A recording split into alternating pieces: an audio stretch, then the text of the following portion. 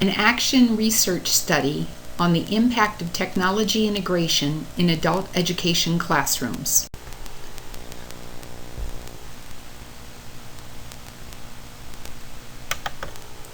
While there are quite a few similarities between adult education instructors and other teachers, there are many more differences. One of the first differences is that adult education instructors are not trained teachers in most instances. Many of them are very, very skilled in their field, but they have not gone through the formal teacher training that you and I have gone through. Because of this, there's a lack of technology within the adult education classes because they simply aren't aware of what's out there. When I talk about technology here, I'm talking about open source and Web 2.0 software, and we learn about that in our education classes. However, these instructors don't have that opportunity. Now, the third item that I have on my problem statement, it looks very negative, and it is, as in all schools, there are some adult education instructors who are reluctant to learn new technology skills. However, that is not the only reason that adult education instructors may be reluctant to take the time to learn new technology skills. One of the other reasons is because they are in the field working full-time. In addition to that, they're teaching, and they're teaching because they simply love what they're doing and they want to share it with others. Now, the instructors that I'm working with here are first responders, and they're teaching EMT and paramedic classes while they are also working in the field as EMTs and paramedics. So they simply don't have the time to learn new skills. And if they were, their professional development is almost non-existent for adult education instructors. So if they do want to learn, while the training may be available for them, they're not going to get paid for it. And they simply want to be reimbursed for the time that they spend doing that also. As I said, there's not much research on adult education instructors, but I did find some research that applies to all teachers.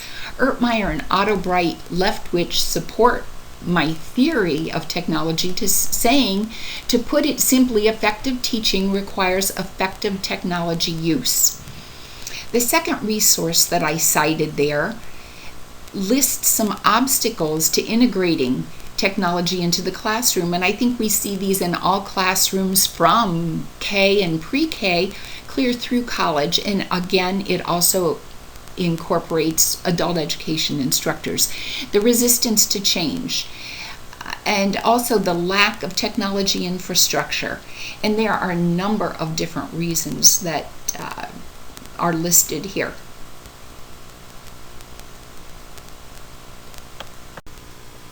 So the purpose of my research is twofold. First, to determine if professional development and technology resources would lead to more utilization of technology within the classroom.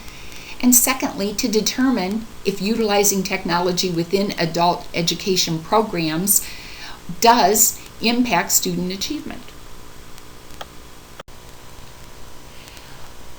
My two research questions then are: does professional development of technology resources, including the use of open source and Web 2.0 applications provided to adult education instructors, impact the use of technology within the classroom? Second, is there a meaningful increase in students' achievement scores using percentages when open source and Web 2.0 applications are utilized in class by adult education instructors? As you can see on this slide, the variable name, the operational definition, and which research question each applies to.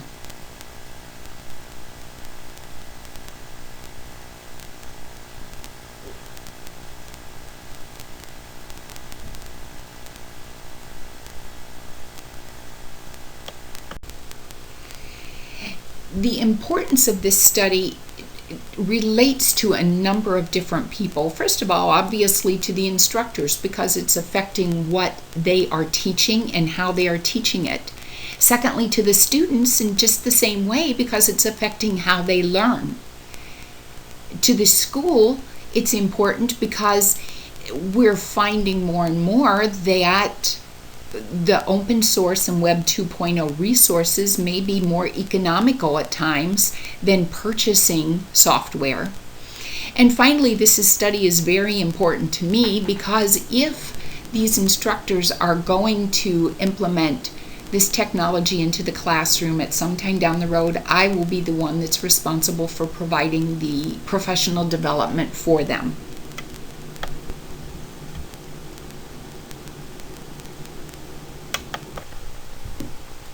My research design is an action research. The instructors and students are from my department in our school. It's also quasi-experimental because the intervention and outcome comparison is using intact classes that we have already developing and actually ongoing. You can see my sampling method. My sample, I didn't have the opportunity to meet with many adult education instructors. However, those that we did have in the first responder program, there were 6 of, and you can see they were equally divided among male and female. And the students, there were 16 within the 2 classes that I worked with. And again, they were almost equally divided, male and female. However, there were no ethnic minorities in either of these 2 groups. The sampling method that I used was a sample of convenience.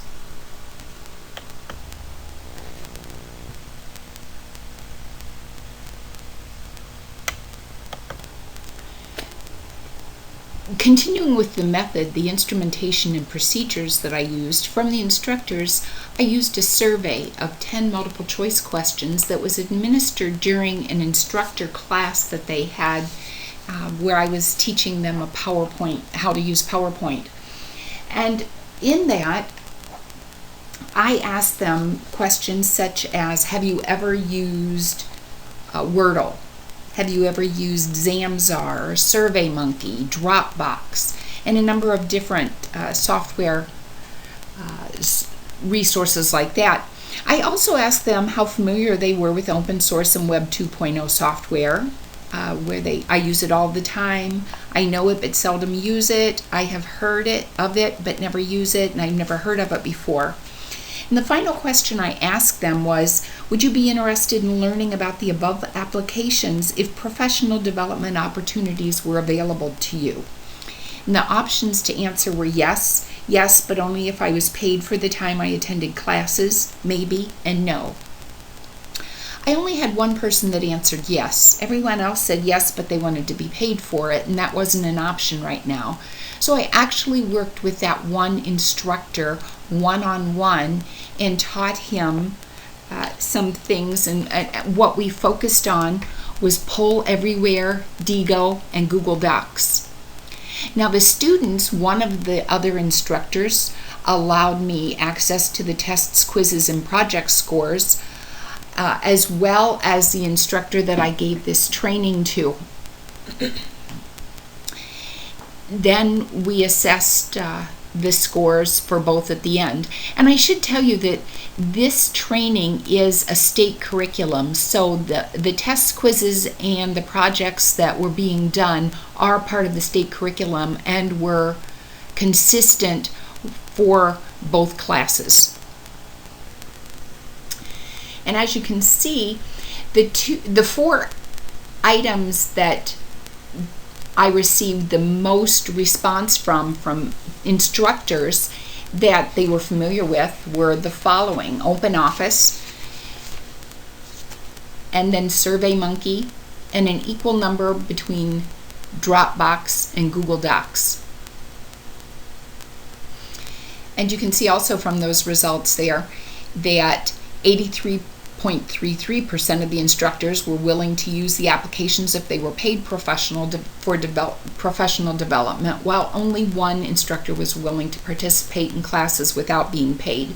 So I actually worked with this instructor one-on-one, teaching him some different applications, and the ones that we used were Poll Everywhere, Digo, and Google Docs.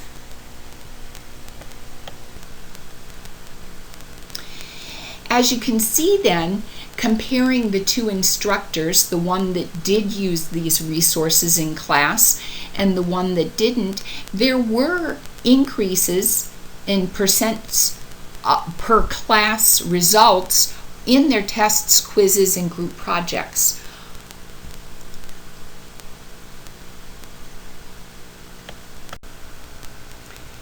So the conclusions that I can make from that were, indeed, student test scores did improve with the incorporation of technology. Tests increased by 2.5% and quizzes increased by 4.1%. And these amounted to about a half a letter grade. But there was a very nice increase in group projects from a B to an A. And I think part of that is because of the opportunity in Google Docs for collaboration among the students, both inside and outside of class. So students in the classroom with the technology also conveyed to the instructor that their confidence in using technology had increased. There are several limitations to this study. The external validity can be challenged because our school district, Fort County Career Center, is in a very, very rural area.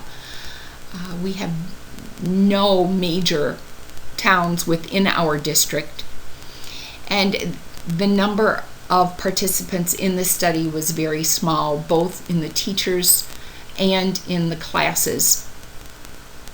So one small study from one small district can't be a very valid to an entire state or a national study.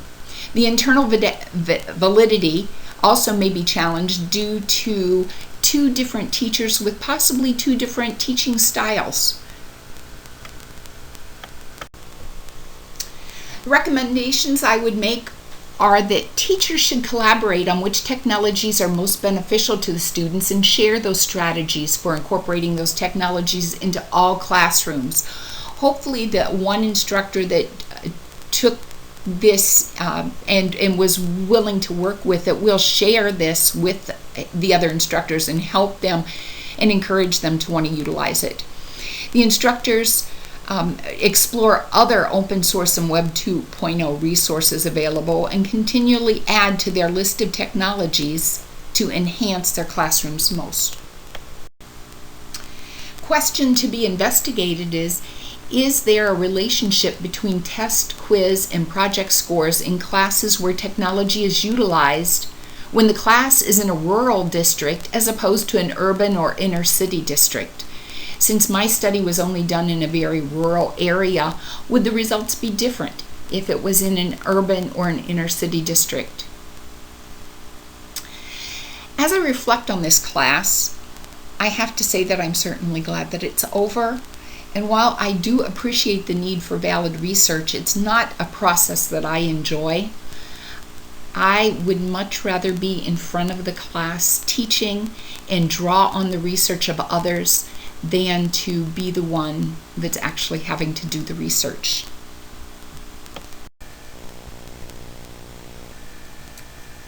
My resources.